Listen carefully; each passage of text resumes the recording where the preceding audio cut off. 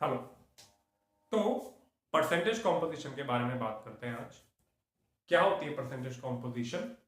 कि कोई कंपाउंड, किसी भी कंपाउंड के अंदर जो कॉन्स्टिट्यूएंट एलिमेंट्स हैं, यानी जिनसे वो कंपाउंड या मॉलिक्यूल मिलके बना हुआ है, उनका मास परसेंटेज ही क्या कहलाता है? Percentage composition of that compound कहलाता है। ठीक है। जैसे कि आपका कोई मॉलिक्यूल है, कंपाउंड है, लेट से वाटर है।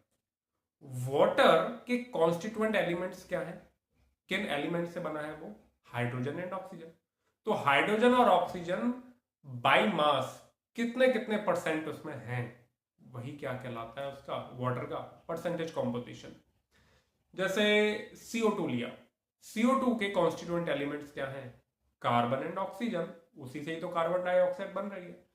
तो कितना परसेंट कार्बन है CO2 में और कितना परसेंट ऑक्सीजन है, वही उसकी क्या है, परसेंटेज कॉम्पोजिशन है। अब ये जो परसेंटेज है, यहां पर हम परसेंटेज में मास परसेंट की बात करेंगे। किसकी? मास परसेंट की। क्या होता है देखते हैं। एक और, जैसे कि आपका सल्फ्यूरिक एसिड है, H2SO4। उसके कॉन्स्टिट्यूएंट एलिमेंट्स क्या है? Hydrogen, sulphur and oxygen. तो बाई मास कितना परसेंट उसमें हाइड्रोजन है, कितना परसेंट सल्फर है और कितना परसेंट ऑक्सीजन है, यही सल्फ्यूरिक एसिड की परसेंटेज कॉम्पोजिशन कहलाएगी। ठीक है। ठीक है। अब इसको लिखते हैं, समझते हैं और क्वेश्चन करते हैं। देखिए, अब आप यहां पर मास परसेंटेज के बारे में जानेंगे, जो कि एक कंसंट्रेशन टर्म है जो आगे दोबारा भी आएगी। तो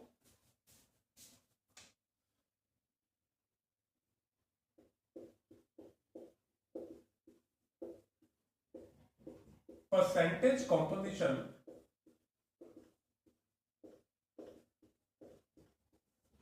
of a compound is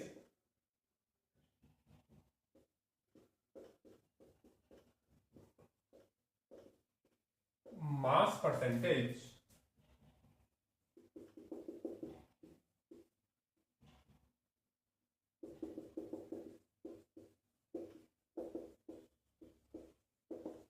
of its constituent elements। ठीक है।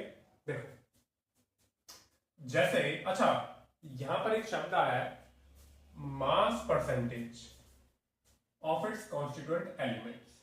ठीक है। तो मास परसेंटेज क्या होगा किसी एलिमेंट का, पहले ये देख लो, फिर मैं आपको समझाता हूं इस डेफिनेशन के बारे में।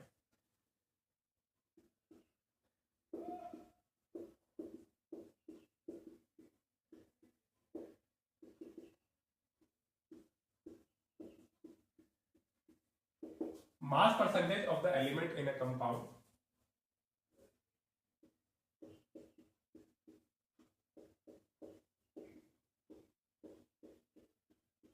Molar mass of compound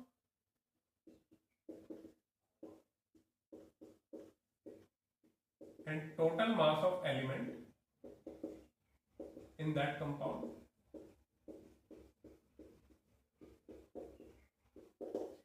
into 100%। अब उसके कॉन्स्टिट्यूएंट एलिमेंट्स का सबका आपने एक एक बार मास परसेंटेज निकालना है। ठीक है। ठीक है। अभी भी डाउट है, सुनो आगे सुनते रहो। मास परसेंटेज क्या है देखो, अब एग्जांपल लो, फाइंड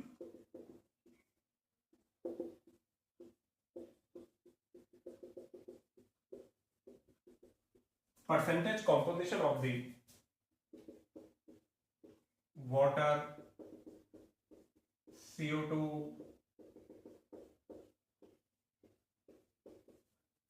H2SO4,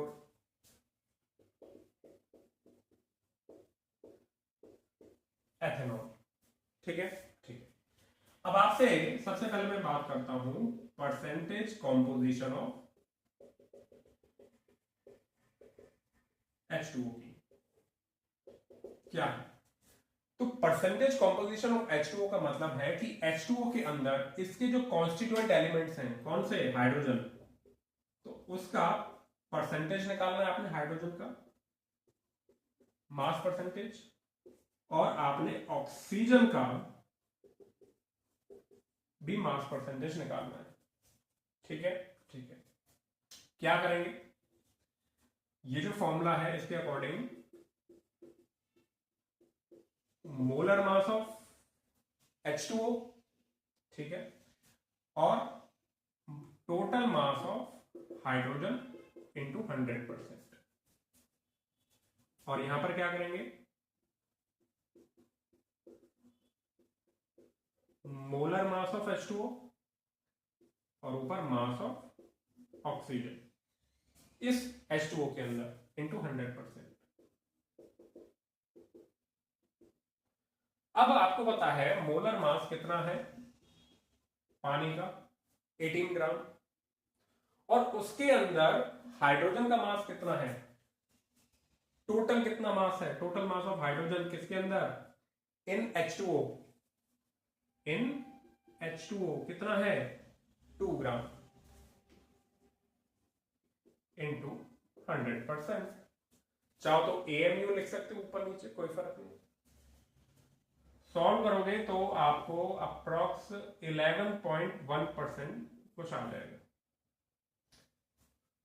ठीक है, इसका मतलब क्या है, परसेंटेज का मतलब क्या होता है हमेशा 100 में से। इसका मतलब यह है कि अगर आपने 100 ग्राम वाटर लिया है तो उसमें 11.1% क्या होगा, हाइड्रोजन होगा। 100 ग्राम वाटर में 11.1 ग्राम क्या होगा, हाइड्रोजन होगा। यही तो मास परसेंटेज होता है। ठीक है, ऑक्सीजन निकालेंगे तो क्या आएगा, 16/18, यानी 18 ग्राम में से 16 ग्राम क्या है, ऑक्सीजन है। ऑक्सीजन का 16 क्यों लिया, क्योंकि एक ही ऑक्सीजन है, एक H2O में। सॉल्व करेंगे तो कितना आ जाएगा, अप्रॉक्स 88.9 समथिंग कुछ आ जाएगा अप्रॉक्स।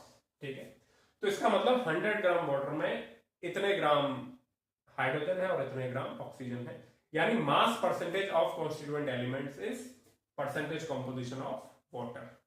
क्लियर है, क्लियर है। लिखो यहां तक इसे। तो इसका मतलब हुआ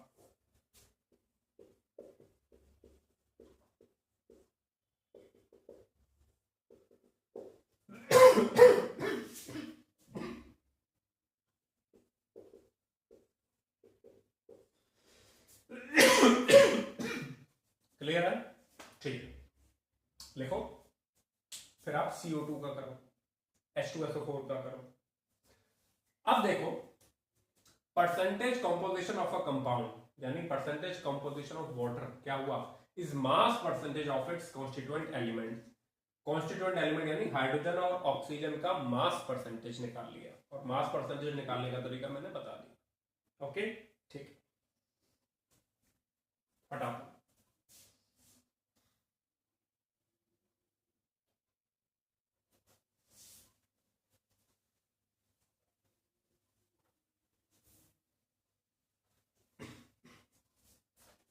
अब यहां पर अगर मैं CO2 लूंगा तो क्या आएगा, मास परसेंटेज ऑफ C और मास परसेंटेज ऑफ O, यानी मोलर मास ऑफ CO2 और total mass of carbon in CO2। और यहां पर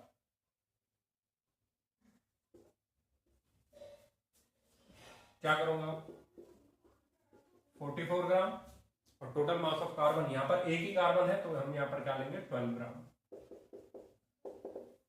अगर आप इसका नीचे ग्राम मॉलिक्यूलर मास ले रहे हो तो ऊपर आपको ग्राम एटॉमिक मास लेना है, और अगर आप नीचे AMU में ले रहे हो तो ऊपर भी AMU में लोगे।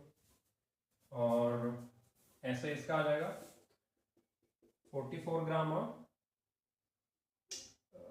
कितना, CO2, ऑक्सीजन कितना है, 32 ग्राम है, क्योंकि 2 ऑक्सीजन है ना भाई। सॉल्व करोगे तो अप्रॉक्स 22.27, मुझे याद है तो मैं लिख देता हूं, और ये 72.72 ऐसे कुछ आ जाएगा अप्रॉक्स। ये इसका परसेंटेज कॉम्पोजिशन है, किसका, CO2 का। यानी 100 ग्राम CO2 have इतने ग्राम कार्बन एंड इतने ग्राम ऑक्सीजन। ठीक है, लिखो।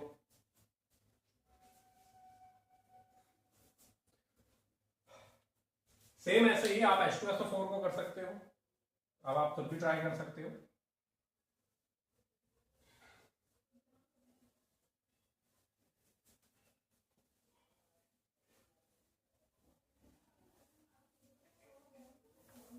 परसेंटेज कॉम्पोजिशन ऑफ H2SO4 यानी mass percentage of hydrogen, mass percentage of sulphur और मास परसेंटेज ऑफ ऑक्सीजन। ठीक है, क्या करेंगे?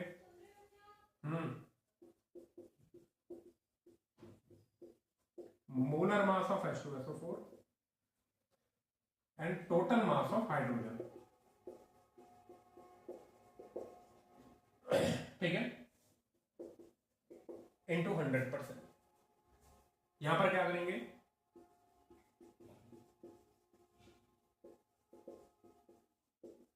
मोलर मास ऑफ H2SO4 और total mass of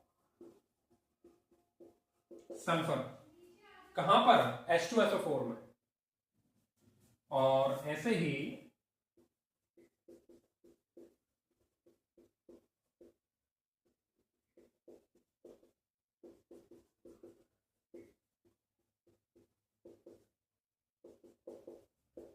total mass of oxygen. Okay,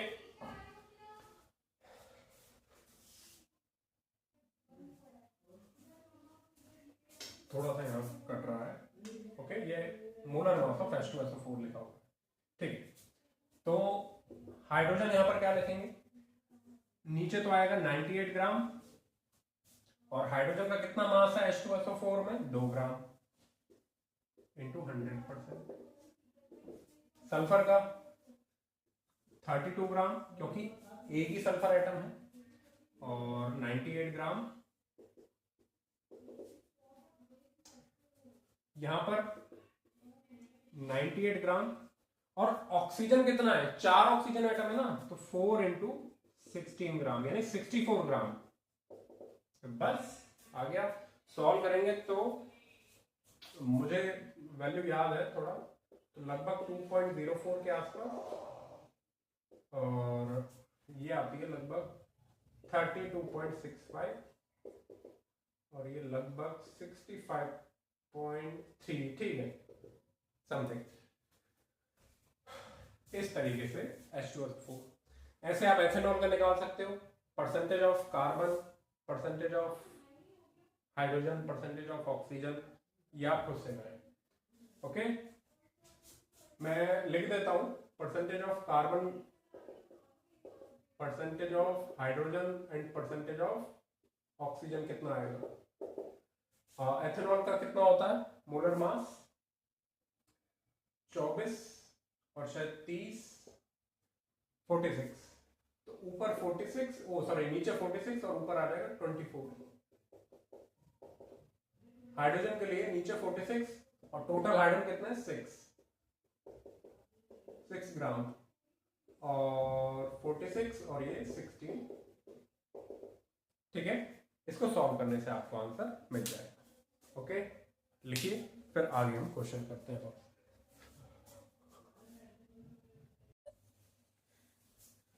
okay, तो चलिए क्वेश्चंस को करते हैं। अब देखो, कई बार आपको एलिमेंट्स के बारे में, एलिमेंट्स का मास परसेंटेज ना बोल करके वो एक पर्टिकुलर मॉलिक्यूल का के बारे में वो बात करता है, यानी उस कंपाउंड के अंदर पर्टिकुलर मॉलिक्यूल का परसेंटेज या मास परसेंटेज पूछता है। ठीक है, ठीक।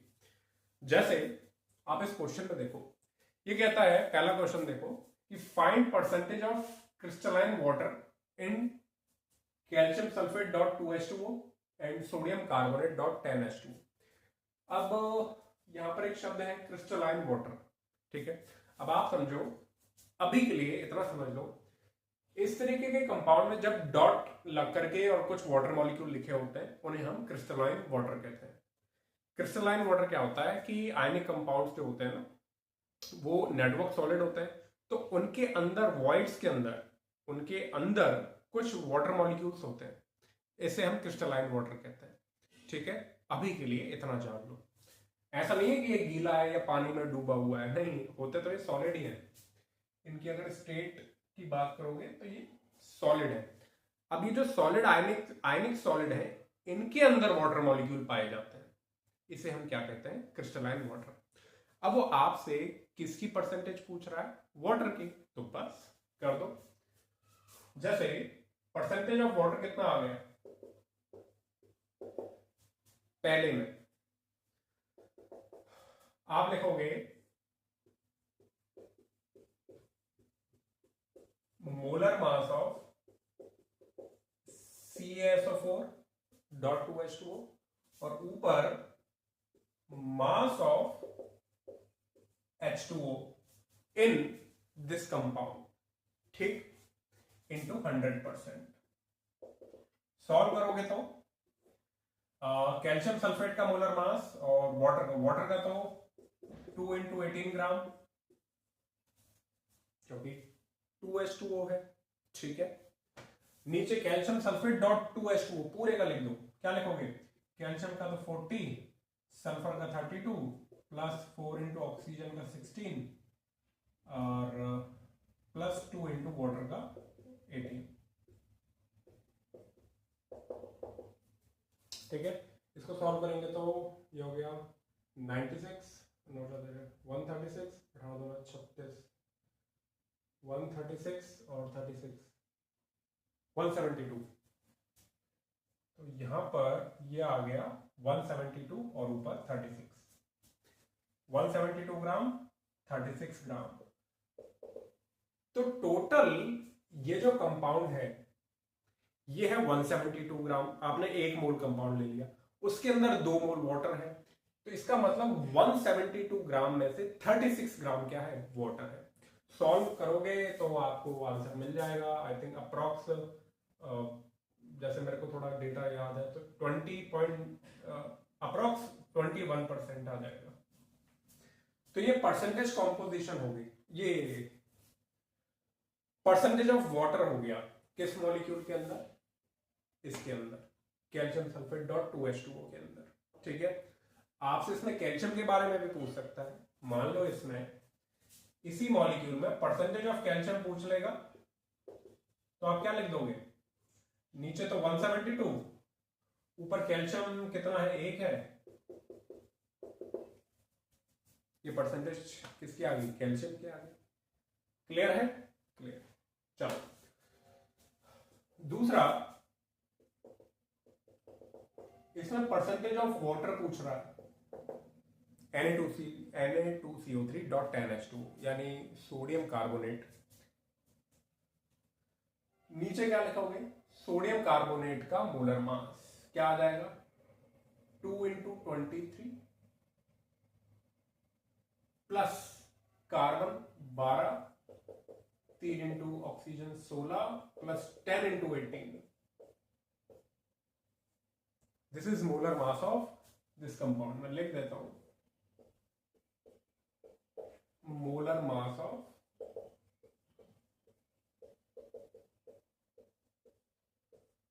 ठीक है। ऊपर क्या लिखोगे? ऊपर लिखोगे 10 इंटू 18 ग्राम, यानी इस मॉलिक्यूल के अंदर मास ऑफ वाटर कितना है?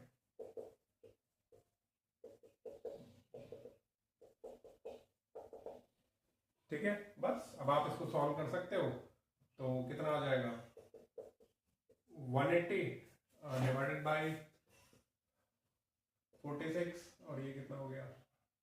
60, 106 और 180 और 106, 286। सॉल्व करोगे तो अप्रॉक्स 63% के अराउंड आ जाएगा। मुझे थोड़ा याद है तो मैं लिख देता हूं। ओके ओके, इस तरीके से हम पर्टिकुलर मॉलिक्यूल्स का भी, यानी किसी कंपाउंड के अंदर किसी मॉलिक्यूल का भी परसेंटेज निकाल सकते हैं। ठीक है, ओके। नेक्स्ट ये क्वेश्चन करो। Find percentage of alumina, potassium oxide K2O and silica in sample of clay. This is clay. इस क्ले में पर्टिकुलर जो मॉलिक्यूल दिए हुए हैं इनका परसेंटेज निकालना है। कैसे करोगे?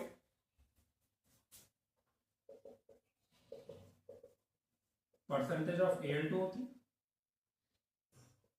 Percentage of K2O and percentage of silica. सबसे पहले क्या करोगे?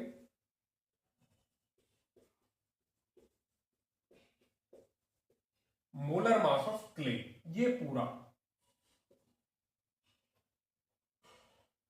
यानी Al2O3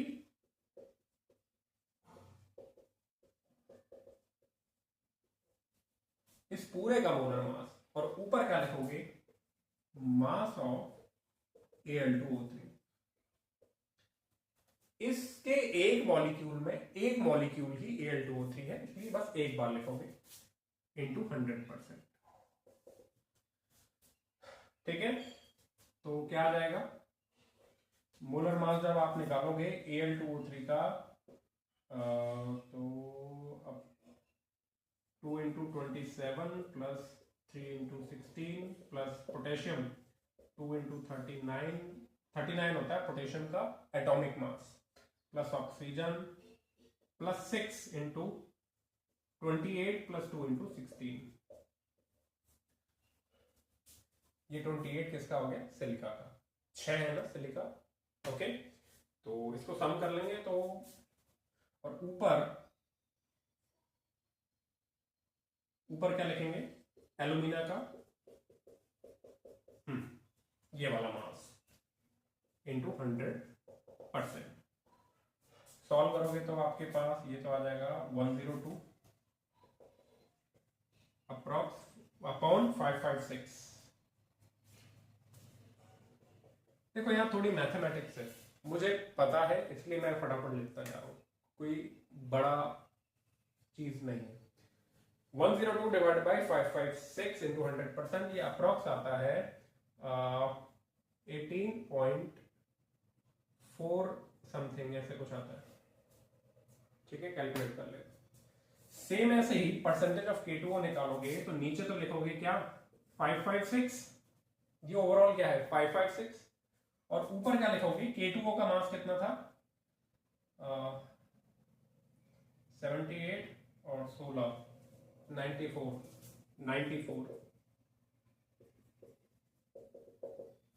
इसको सॉल्व करेंगे तो अप्रॉक्स 17% के आसपास आ जाएगा, अप्रॉक्स 17%। अब परसेंटेज ऑफ सिलिका की बात करो भाई, नीचे तो आएगा मोलर मास ऑफ दिस 556 ग्राम, और ऊपर सिलिका 6 इंटू दिस, ये कितना हो गया? 32 और 28 60, 360 डिवाइडेड बाई 556। तो ये अप्रॉक्स, या फिर एक काम करो ना, 100 में से इसे प्लस, इन दोनों को प्लस करके 100 में से माइनस कर दो, आपको आंसर मिल जाएगा। तो अप्रॉक्स आपके पास मैं कहूं तो 65% के आसपास मिल जाएगा। ओके, अप्रॉक्स मैंने निकाला। तो इस तरीके से हमने क्या कैलकुलेट किया कि किसी कंपाउंड के अंदर मॉलिक्यूल की परसेंटेज, किसी पर्टिकुलर मॉलिक्यूल की परसेंटेज भी पूछी जा सकती है। ठीक है, ठीक है। अभी इस पर और क्वेश्चंस करेंगे, तो लिखो इसे यहां तक, मैं मिटाता हूं फिर।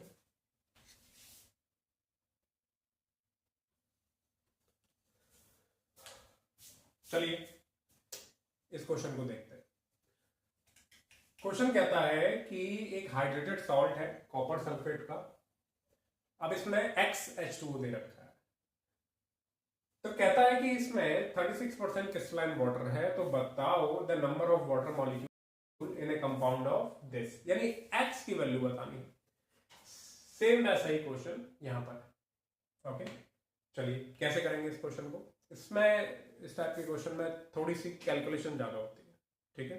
ओके, देखो अब आपको परसेंटेज ऑफ H2O इन दे रखी है, कितनी दे रखी है 36%।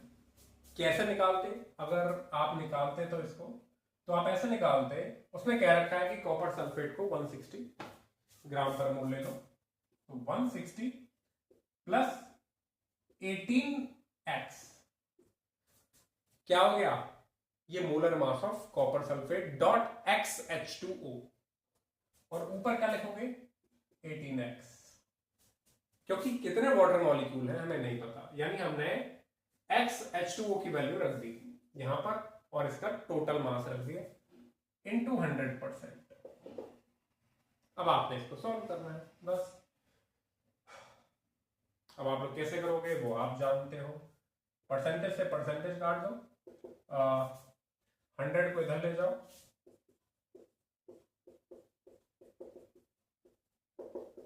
36 डिवाइडेड बाई 100 और 9/25 आ गया, इसको क्या 4×9=36, ठीक है।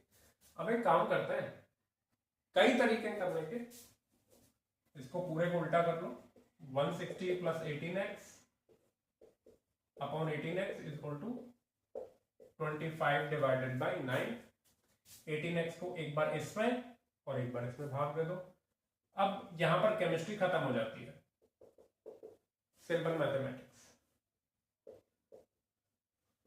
1 को उधर ले जाओ,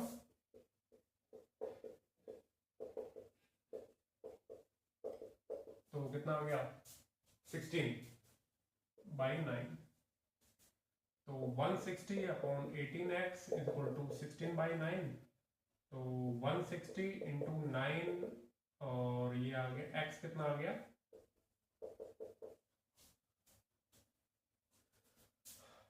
ये 10 टाइम्स चला गया, ये 2 टाइम चला गया, 5 आ गया, x की वैल्यू क्या आ गई 5।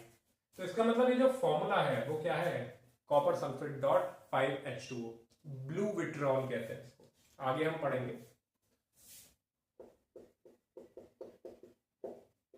बहुत फेमस है, क्या कहते हैं इसको, ब्लू विट्रियॉल। ठीक, लैब में बहुत आसानी से मिल जाता है, वहां पर आप इसके टेस्ट वगैरह भी करते हैं। व्हाइट कलर का होता है जिसमें वाटर डालने पर ये ब्लू हो जाता है। ये ब्लू इस पानी की वजह से, क्रिस्टलाइन वाटर की वजह से, ठीक है। वैसे लोगे तो खाली कॉपर सल्फेट देखोगे ना, खाली CuSO4, तो वो पाउडर होता है व्हाइट, और उसमें अगर आप तुम वाटर की ड्रॉप डालोगे तो वो ब्लू हो जाएगा, इसलिए इसका नाम ब्लू विट्रियॉल पड़ता है। ओके, चलो नेक्स्ट क्वेश्चन सेम वैसा है, आपसे कह रहा है कि एक सॉल्ट है ये, इसमें 51% क्रिस्टलाइन वाटर है, तो फाइंड वैल्यू ऑफ x। तो परसेंटेज ऑफ H2O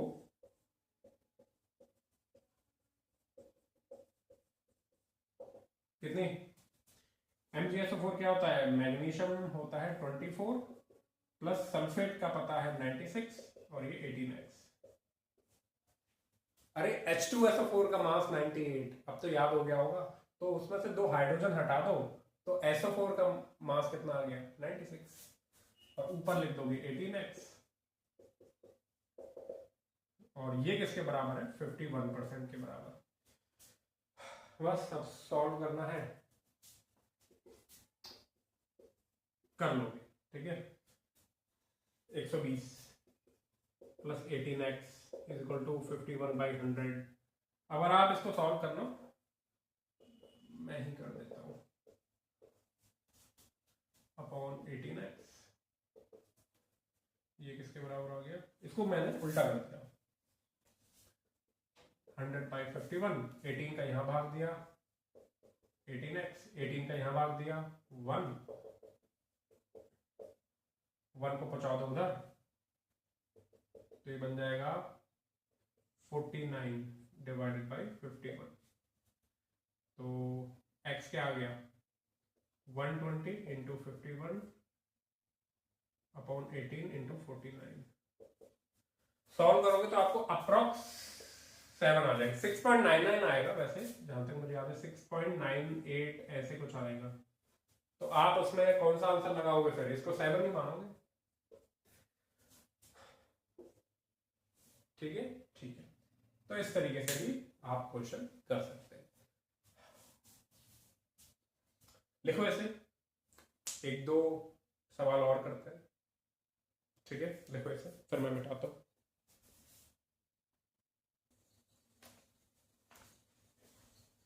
हाँ, अब नेक्स्ट क्वेश्चन, ये 3 क्वेश्चन है, इन्हें करते हैं। ये भी मास परसेंटेज से रिलेटेड है, परसेंटेज कॉम्पोजिशन से रिलेटेड है।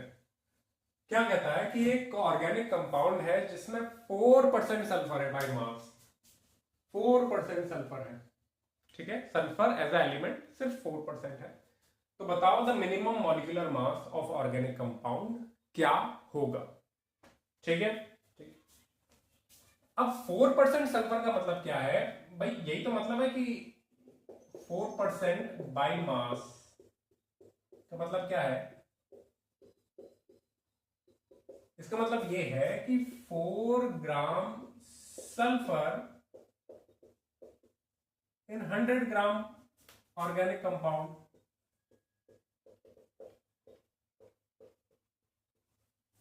भाई तुम्हारे मार्क्स आए 80%, तो इसका मतलब क्या मतलब है, अब पेपर चाहे 560 का हो, चाहे पेपर 500 का हो, 1000 का हो, सामने वाले को पता चल गया कि इसके 100 में से 80 आए हैं, यही तो मतलब है 80% का। तो ऐसे ही 4% बाई मास का मतलब क्या हो गया कि 100 ग्राम अगर कंपाउंड है तो उसमें 4 ग्राम सल्फर है, यही मतलब है। अच्छा, तो मिनिमम मॉलिक्यूलर मास, ये मिनिमम से मतलब ये है कि आप ये बताओ कि उस ऑर्गेनिक कंपाउंड में कितने सल्फर के एटम है। एक अगर मैं कंपाउंड की बात करूं तो कितने सल्फर के एटम होंगे, सर हमें क्या पता। अरे कम से कम कितने होंगे सर, कम से कम एक तो होगा ही, मरे से मरा एक तो होगा ही, अगर एक भी ना हुआ तो सल्फर कहां गया फिर। तो कम से कम minimum 1 sulphur atom is present, यही वो आपको कहना चाह रहा है। तो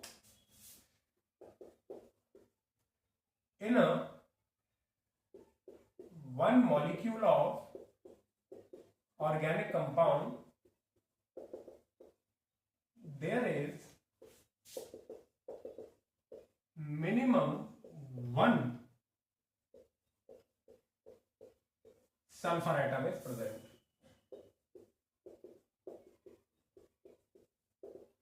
मिनिमम तो यही होगा। ठीक है, इसका मतलब यह है कि अगर हम 1 मोल कंपाउंड की बात करेंगे तो उसमें 1 मोल सल्फर होगा, और 1 मोल सल्फर का मतलब क्या होता है, 1 मोल सल्फर एटम का मतलब क्या होता है 32 ग्राम। वापस से सुनो, एक कंपाउंड के अंदर कम से कम एक सल्फर एटम है, तो 1 मोल कंपाउंड के अंदर 1 मोल सल्फर एटम होगा, तो 1 मोल सल्फर एटम का मतलब 32 ग्राम है बस। तो इसका मतलब यह है कि कम से कम 32 ग्राम सल्फर तो प्रेजेंट है।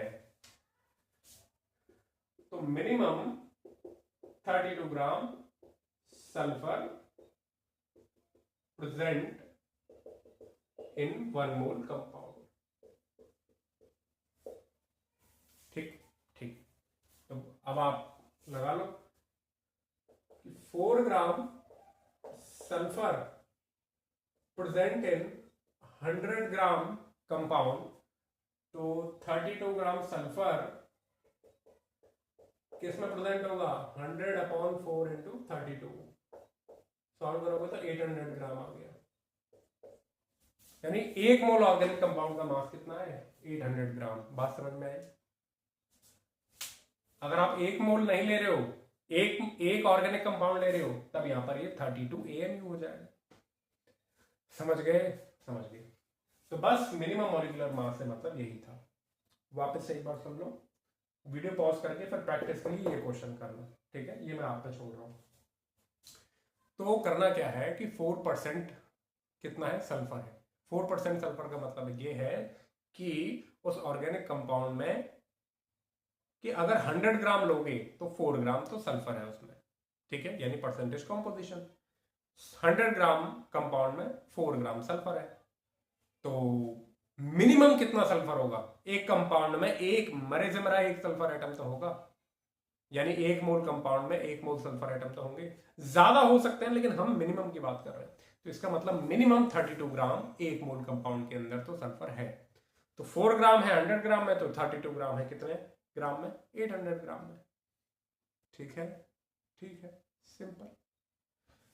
और अगर आप ऐसे ना करना चाहो कि सर हम तो ये यूनिट्री पुट्टी नहीं करते, हम तो सीधा सीधा उससे बताओ, तो परसेंटेज ऑफ सल्फर क्या करोगे? 32 सल्फर का मास, कम से कम एक सल्फर है, डिवाइडेड बाय मोलर मास। अब ये जो मोलर मास है उस कंपाउंड का वो मिनिमम है, क्योंकि आपने एक ही सल्फर एटम लिया है। कितने सल्फर एटम लिया है? एक, into 100% is equal to 4%। Solve कर लो, परसेंट से परसेंट काट दो, और मोलर मास क्या आ गया? 32 इंटू 100 डिवाइड बाई 4 यानी 800। ये लो फॉर्मूले से भी हो गया। ठीक है, तो सल्फर एटम एक रखा है, या 2 3 4 हो सकता था, लेकिन हमें मिनिमम एक रखना है। ठीक है, ओके। ये सेकंड क्वेश्चन मैं आप पे छोड़ता हूं, आपने करना है। आई थिंक इसका आंसर मैं बता देता हूं, आई थिंक 280 है। ठीक है, okay. How many moles of ferric alum can be made from the sample of iron content? वैसे तो ये इसका डायरेक्ट परसेंटेज कॉम्पोजिशन का क्वेश्चन नहीं है, बट लिख गया तो कर लो। हाँ भाई,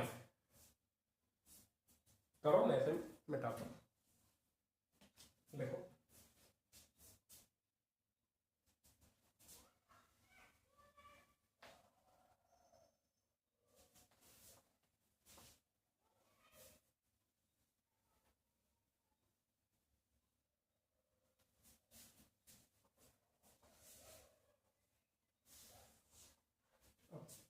ठीक है, कर लोगे। An organic compound contain 5% nitrogen as a element है। बाई मास नहीं दे रखा, आपने पढ़ा ही बाय, ये बाई मास ही है। ठीक है, अभी तक आपने और कुछ पढ़ा है क्या? बाई वॉल्यूम नहीं, तो ये बाई मास। तो क्या करोगे? मैं डायरेक्टली कर देता हूँ, परसेंटेज ऑफ नाइट्रोजन, मिनिमम कितना नाइट्रोजन है होगा उसके अंदर, मरे से मरा एक नाइट्रोजन तो होगा ना, तो 14, और उसका मोलर मास, मॉलिक्यूलर वेट हमको पता नहीं है तो लिख दिया, इंटू 100% इक्वल टू 5%। सॉल्व कर लो, तो मॉलिक्यूलर वेट कितना आ जाएगा उस कंपाउंड का? आ जाएगा 14 इंटू 100 अपॉन 5, तो 20, हाँ 280। तो सारा ट्विस्ट इसका है, मिनिमम का मतलब है 1। ओके, चलो अब नेक्स्ट क्वेश्चन करते हैं।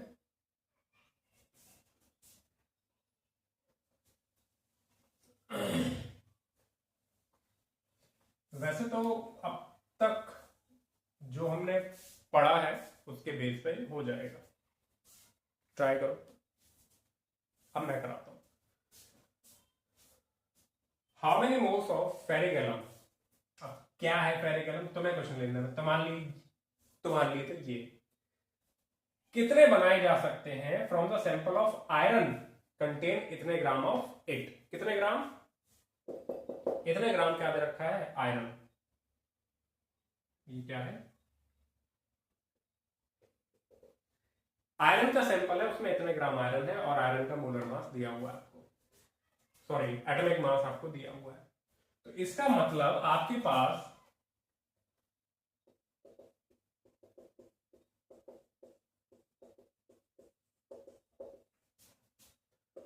अवेलेबल मोल्स ऑफ आयरन कितने हैं? Given mass upon atomic mass, तो कितना आ गया? 1 2 3 4 10⁻⁻⁴ मोल, इतने आयरन है आपके पास। ठीक है, इतने आयरन। अब आपको अगर ये कह रहा है कि ऐसे कितने कंपाउंड बना सकते हो, और आपको किसकी मदद लेनी है, आयरन के भरोसे आपको ये बनाना है। तो तुम देखोगे कि इस पूरे मॉलिक्यूल में कितने आयरन के एटम है, 2, ठीक है। इसका मतलब 2 आयरन एटम अगर आ जाए तो वो मिलके एक कंपाउंड बनाते हैं, 2 मोल आयरन एटम आ जाए तो मिलके 1 मोल कंपाउंड बनाते हैं, ठीक है। ठीक है, तो हम लिखेंगे 2 मोल Fe एटम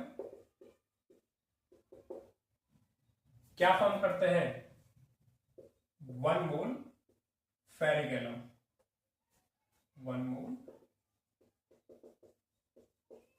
फेरिक एलम। अब आपके पास आयरन कितने हैं, 10⁴ मोल Fe एटम। कितने बनाएंगे, this divided by this into this,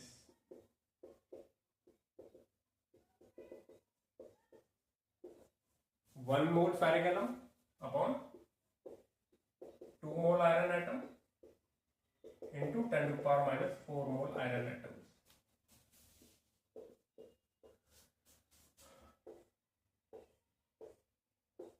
कितना आ गया, 1/2 यानी 0.5, 0.5 इंटू 10⁻⁴ मोल फेरिक एलम,